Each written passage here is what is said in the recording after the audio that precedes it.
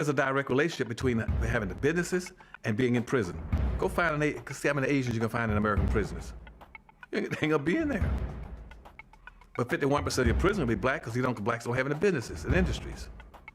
There's a direct link. Blacks won't practice group economics. Black won't practice group politics. If you don't practice, you're setting yourselves up. I told that 5-story building, you're setting yourself to get wiped out. Understand the nature of race, which is economics. If you build the first floor, it's economic. Build your businesses and your industries. Control business and industry, and put that pools in your money, and hold that money, and practice group economics with it. Arab and Asian money bounces 12 to 13 times what it leaves. Jewish money bounces 18 times.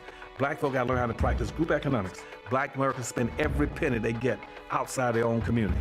Then you take the money and the wealth that you get from that first floor and go to the second floor. The second floor is politics.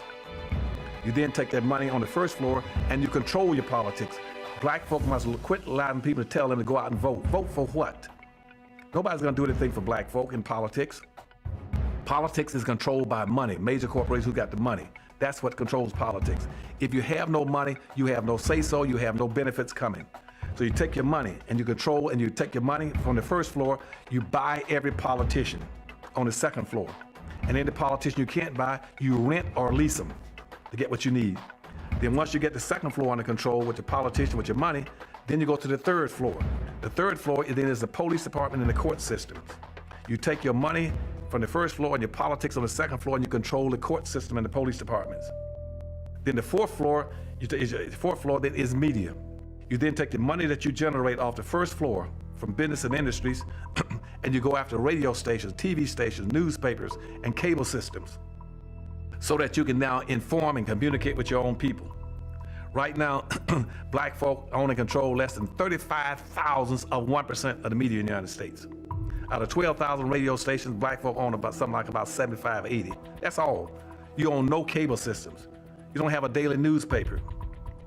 You have nothing of importance. You got about one black TV station. So you can't communicate with your people, you can't inform your people, you can't do anything. You can have Rush Limbaugh and all the rest of the guys talking about racism all day long and bad-mouthing you, and O'Reilly's. They can call black folk all kind of names all day long. What are you gonna do? You can't respond. You can't communicate with your own people because you don't have an economic base. 51% of all the prisons in the United States are black people. Even though you only make up 12% of the population. That's no accident. It's because you don't control the economics and the politics. And they're gonna go after the weakest people they can get their hands on to incarcerate them. That's the black folk. And what are you gonna do in response to it when they over incarcerate you? You're gonna go out and have a march, a demonstration. We're gonna march. March for what? Who cares? Marching never changed anything.